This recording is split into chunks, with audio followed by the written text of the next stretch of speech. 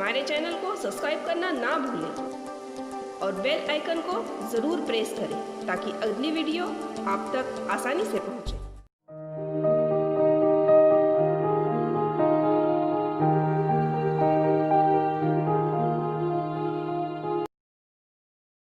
स्वागत है आप सभी का मेरे YouTube channel study with Sharika में। जैसा कि आप जानते हैं कि पिछली वीडियो में हमने बुद्धि के सिद्धांत के ऊपर चर्चाएं की थी, लेकिन कुछ बचे हुए सिद्धांत के ऊपर हम इस वीडियो में विस्तृत रूप से चर्चा करते हैं। तो उसमें आइए हम देखते हैं सबसे पहले बुद्धि का सिद्धांत द्विकारक सिद्धांत, जिसे टू फैक्टर थ्योरी भी कहा जाता है। इस सिद्धांत को अलग अलग नामों से भी पुकारा जाता है, जिसमें से द्वितत्व सिद्धांत, उसी प्रकार से राजतंत्रीय सिद्धांत के नाम से भी पुकारा जाता है। इस सिद्धांत के प्रतिपादक चार्ल्स स्पीयरमैन हैं। इन्होंने इस सिद्धांत का प्रतिपादन 1904 में किया था। स्पीयरमैन ने बुद्धि का संबंध चिंतन से बताया है। स्पीयरमैन ने कारक विश्लेषण की प्रविधि का प्रयोग करते हुए बताया कि बुद्धि की संरचना में मूलतः दो कारक निहित होते हैं। मतलब प्रत्येक व्यक्ति में दो प्रकार की बुद्धि होती है।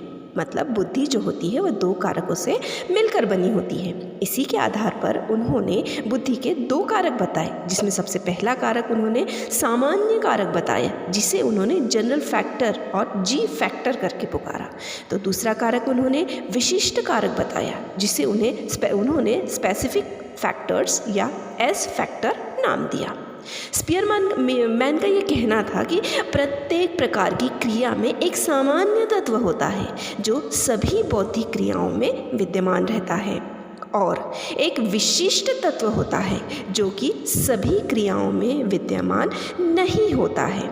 इसी के आधार पर उन्होंने सामान्य कारक अर्थात जी कारकों के बारे में हमें समझाया।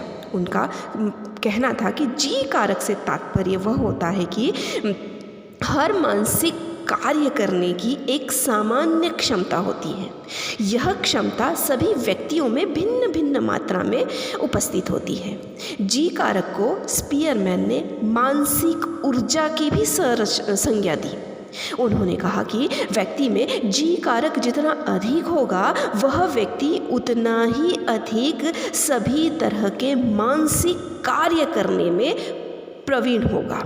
इसी के आधार पर स्पीयरमैन ने जी कारक की कुछ विशेषताएं बताई। उनका यह कहना था कि जी कारक यह जन्मजात होता है और व्यक्ति में इसकी संख्या एक ही होती है।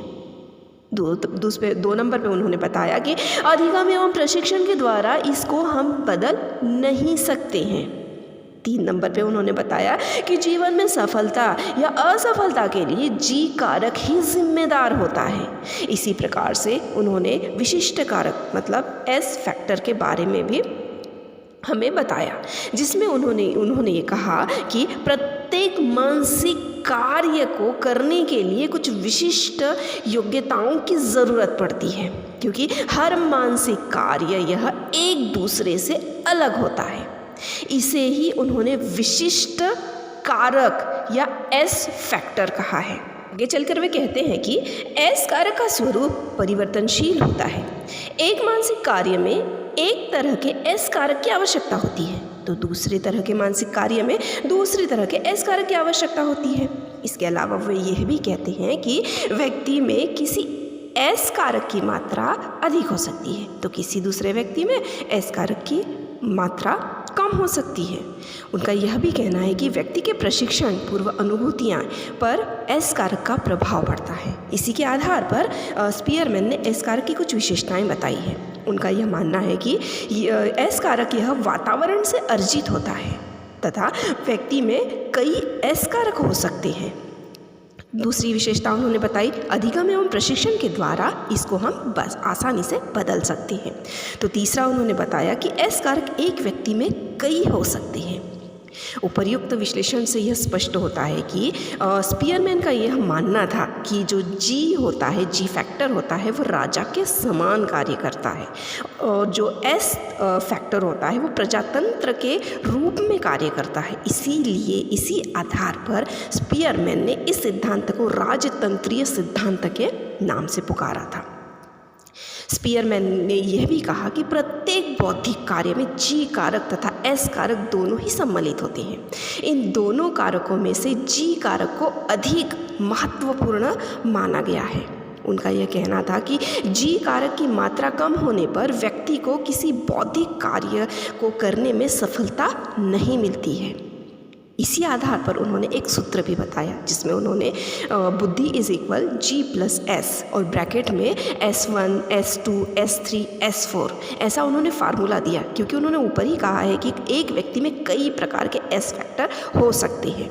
इसी आधार पर स्पीयरमैन ने इस सिद्धांत को जी कारक सिद्धांत भी कहा। अगला सिद्धांत हम देखते हैं बुद्धि का त्रितत्व का सिद्धांत, 3 फैक्टर थ्योरी। इस सिद्धांत के प्रतिपादक स्पीयरमैन हैं। स्पीयरमैन ने अपने ही सिद्धांत में 1911 में एक संशोधन किया और उन्होंने बुद्धि के एस फैक्टर और जी फैक्टर इनके साथ में और एक फैक्टर मतलब और एक तत्व जोड़ दिया, जिसे उन्होंने नाम दिया सामूहिक तत्व, और इसी के आधार पर उन्होंने इस सिद्धांत को त्रितत्व का सिद्धांत कहा। अब हम देखते हैं कि सामूहिक तत्व या सामान्य तत्व होता क्या है। तो इसका मतलब है कि जब 2 या 2 से अधिक विशिष्ट योग्यताएं एक दूसरे को आच्छादित कर देती है और उनसे मिलकर बनने वाला जो तत्व होता है उसे सामान्य तत्व कहते हैं। इसीलिए उन्होंने G प्लस S ऐसा ब्रैकेट में दिया है, मतलब सामान्य तत्व का अर्थ बताते हुए उन्होंने G प्लस S कहा है। लेकिन यह सिद्धांत वर्तमान में भी विवादास्पद रहा और पिछले समय में भी विवादास्पद रहा। यही कारण है कि यह सिद्धांत सर्वमान्य नहीं बन सका। सिद्धांत पे हम चर्चा करते हैं बहुकारक सिद्धांत, जिसे मल्टी फैक्टर थ्योरी कहते हैं। इस सिद्धांत को अलग अलग नामों से पुकारा जाता है, जैसे बहुखंड सिद्धांत, बहुतत्व सिद्धांत, मात्रा का सिद्धांत, बालू का सिद्धांत, परमाणुवादी सिद्धांत आदि नामों से इसे पुकारा जाता है। इस सिद्धांत के प्रतिपादक थॉर्नडाइक हैं। इन्होंने इस सिद्धांत का प्रतिपादन 1926 में किया। थॉर्नडाइक का यह कहना था कि उन्होंने स्पीयरमैन के सिद्धांत को अस्वीकार करते हुए बताया कि बुद्धि सिर्फ 2 कारकों से मिलने से नहीं बनी है, बल्कि जो बुद्धि की रचना है वह बहुत से छोटे छोटे तत्वों या कारकों से मिलकर बनी होती है। प्रत्येक कारक या तत्व एक विशिष्ट मानसिक क्षमता का प्रतिनिधित्व करता है तथा वह एक दूसरे से स्वतंत्र होता है। इस आधार पर हम कह सकते हैं कि थॉर्नडाइक का यह मानना था कि बुद्धि कई तत्वों का समूह होती है और प्रत्येक तत्व में कोई एक सूक्ष्म योग्यता निहित होती है। उसी प्रकार से एक क्षेत्र की प्रतिभा का दूसरे क्षेत्र की प्रतिभा के साथ एक निश्चित सकारात्मक संबंध होता है। थॉर्नडाइक का यह भी कहना था कि जब कठिनाई का स्तर बढ़ता है तो उसके साथ साथ बुद्धि का स्तर भी बढ़ने लगता है, और जब कठिनाई का स्तर कम होता है तो उसके साथ साथ में बुद्धि का स्तर भी कम होता है। जो थॉर्नडाइक थे उन्होंने एस फैक्टर का समर्थन किया अपने प्रयोग में।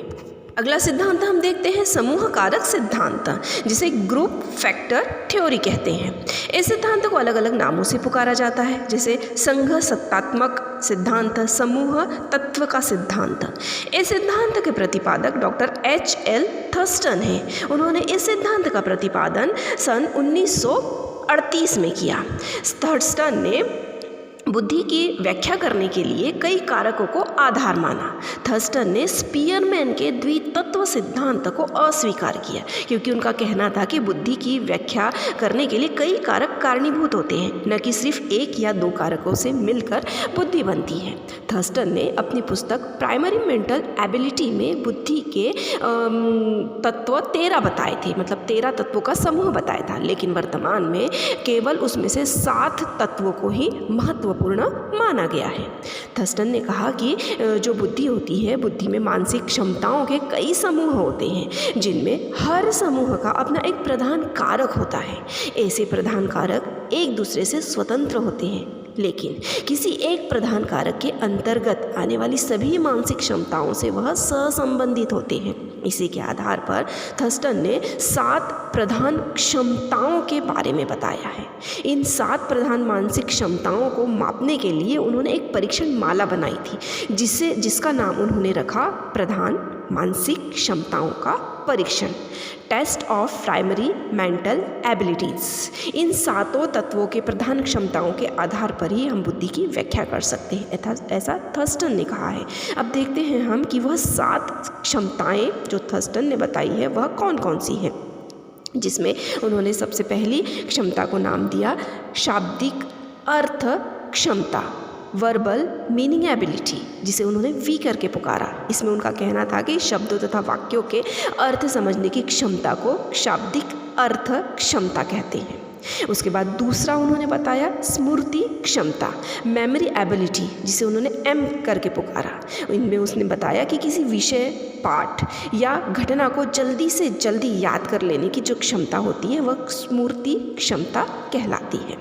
उसके बाद उन्होंने तीसरी बताया प्रेक्षण क्षमता या प्रत्यक्षणात्मक गति क्षमता, जिसे उन्होंने परसेप्शुअल स्पीड एबिलिटी कहा, जिसे उन्होंने पी करके पुकारा। उनका यह मानना था कि घटना या वस्तु की विस्तृतता का तेजी से प्रत्यक्षण करने की जो क्षमता होती है वही क्षमता प्रेक्षण क्षमता यह कहलाती है। उसके बाद उन्होंने चौथा बताया अंकिक क्षमता, न्यूमेरिकल एबिलिटी, जिसे उन्होंने एन नाम दिया। इसमें उन्होंने कहा कि परिशुद्धता व तीव्रता के साथ न्यूमेरिकल कैलकुलेशन करने की जो क्षमता होती है उसे अंकित क्षमता कहते हैं। उसके बाद उन्होंने पांचवा बताया तर्क क्षमता, जिसे रीजनिंग एबिलिटी या आर कह के पुकारा।